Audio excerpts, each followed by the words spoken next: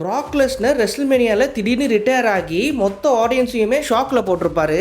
இந்த ஷாக்னால பாத்தீங்கன்னா ஓபா ஃபெமி வெர்சஸ் பிராக் லெஸ்னருக்கான மேட்சை எல்லாருமே மறந்துட்டாங்க, இன்க்ளூடிங் மீ. நானுமே பாத்தீங்கன்னா அதை வர்ற இதை பாடுறா என் தலைவன் போறான் அப்படிங்கிற மாதிரி பாத்தீங்கன்னா டைவர்ட் ஆகிட்டேன். ஹானஸ்ட்லி ஒரு மேட்சா எடுத்துக்கிட்டீங்கன்னா அந்த மேட்ச்ல பிராக் லெஸ்னருடைய ஃபுல் பொட்டன்ஷியலை இவங்க கொண்டு வரவே இல்லைன்றது தான் உண்மை. அந்த மேட்சோடைய ஒரே குறிக்கோள் ஓபா ஃபெமியை அடுத்த பிராக் லெஸ்னரா மாத்தணும் அப்படிங்கிறது மட்டும்தான். அதுலயுமே பிராக் லெஸ்னர் இவ்வளவு நாள் என்னென்னலாம் பண்ணிக்கிட்டு இருந்தாரோ அதையே அப்படியே காப்பி பேஸ்ட் பண்ணி ஓபா ஃபெமியை பண்ண வச்சிருப்பாங்க.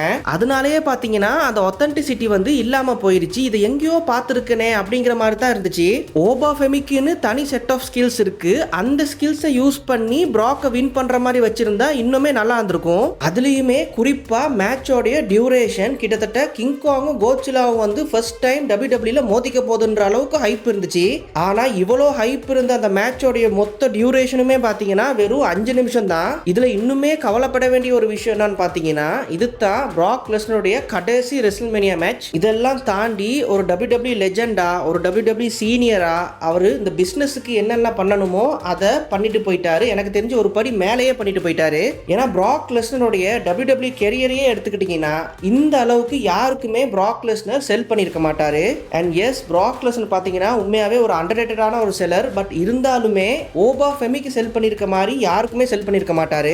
பட் அந்த ரெஸ்பெக்டை கொஞ்சமாவது as a சீனியரா, as a லெஜெண்டா பிராக் லெஸ்னருக்குமே ஓபா ஃபெமி காட்டியிருந்திருக்கலாம். பிகாஸ் ஓபா ஃபெமிக்கு பிராக் லெஸ்னர் போட்டிருந்த அந்த டேஞ்சரஸான F5 ஃபினிஷருக்கு அந்த அளவுக்கு பாத்தீங்கன்னா பெருசா ஓபா ஃபெமி செல் பண்ணிருக்க மாட்டாரு. F5 போட்ட அடுத்த செகண்டே பாத்தீங்கன்னா சரிப்பா உன் வேலை முடிஞ்சிருச்சு, இப்ப நான் வந்து சோக் ஸ்லாம் போடுறதுக்கு ரெடி ஆகணும், சீக்கிரம் வாப்பா அப்படிங்கிற மாதிரி தான் ரியாக்ஷன் காட்டியிருப்பாரு. அதனால தான் நான் முதல்ல சொன்ன மாதிரி ரொம்ப ஒத்தன்டிக்காவே இந்த மேட்ச் இருக்காது. ஃபோர்ஸ் பண்ணி பிராக் லெஸ்னர் இப்படி எல்லாம் பண்ண வச்ச மாதிரி தான் இருந்திருக்கும். அதுவே மேட்ச்ல உண்மையாவே பிராக் லெஸ்னரை காட்சிலா மாதிரி ப்ரொஜெக்ட் பண்ணி பயங்கர பவர்ஃபுல்லா ஃபுல் பொட்டன்ஷியலை கொண்டு வர வச்சு அதுக்கப்புறம் ஓபா ஃபெமி தன்னுடைய ஸ்கில்ஸை மட்டுமே யூஸ் பண்ணி போராடி தன்னுடைய 100% போட்டு வின் பண்ற மாதிரி இருந்துச்சுன்னா அது இதை விடையுமே ஒரு இம்பாக்ட்ஃபுல்லான ஒரு விக்டரியா ஓபா ஃபெமிக்கு மாறி இருந்திருக்கும். ஓகேடா, அத்தனை F5 போட்டுமே அத்தனை சூப்ளெக்ஸை போட்டுமே தலைவை அதுல இருந்தெல்லாம் தப்பிச்சு வந்து தன்னுடைய 100% போட்டு வின் பண்ணிட்டான், மலையவே சாச்சிட்டா அப்படிங்கிற மாதிரி இருந்திருக்கும். ஏன்னா ஓபா ஃபெமிகிட்டே பாத்தீங்கன்னா அந்த பொட்டன்ஷியல் இருக்கு. அது உருவமா இருக்கட்டும், அவருடைய ஓராவா இருக்கட்டும், எல்லாத்துலயுமே.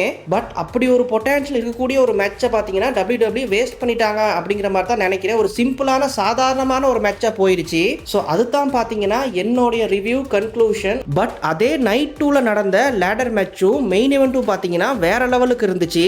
அந்த மேட்சஸ்க்கான வீடியோஸ் பாத்தீங்கன்னா நான் செப்பரேட்டா போடுறேன், மறக்காம சப்ஸ்கிரைப் பண்ணி வச்சுக்கோங்க. அண்ட் உங்களுக்கு இந்த பிராக் லெஸ்னர் வெர்சஸ் ஓபா ஃபெமிக்கான மேட்ச் எப்படி இருந்துச்சு அப்படிங்கறத மறக்காம கமெண்ட் பண்ணிட்டு போயிருங்க. இப்போ ரீசெண்டா பாத்தீங்கன்னா பிராக் லெஸ்னர் மாதிரியே ஓபா ஃபெமியுமே ஓபன் சேலஞ்ச் பண்றதுக்கு ஸ்டார்ட் பண்ணிட்டாரு. அந்த சேலஞ்சை ஒருவேளை நம்மளுடைய பழைய UFC லுக்ல இருக்கக்கூடிய பிராக் லெஸ்னர் வந்து சேலஞ்ச் பண்ணா எப்படி இருக்கும் அதை பத்தின ஒரு சின்ன கற்பனை வீடியோ ஒன்று நான் ஆல்ரெடி போட்டு வச்சிருக்கேன். பிராக் லெஸ்னர் ஃபேன்ஸ் வந்து அதை பாத்தீங்கன்னா கண்டிப்பா சந்தோஷப்படுவீங்கன்னு நினைக்கிறேன். மேல இருக்கிறத கிளிக் பண்ணி பாருங்க.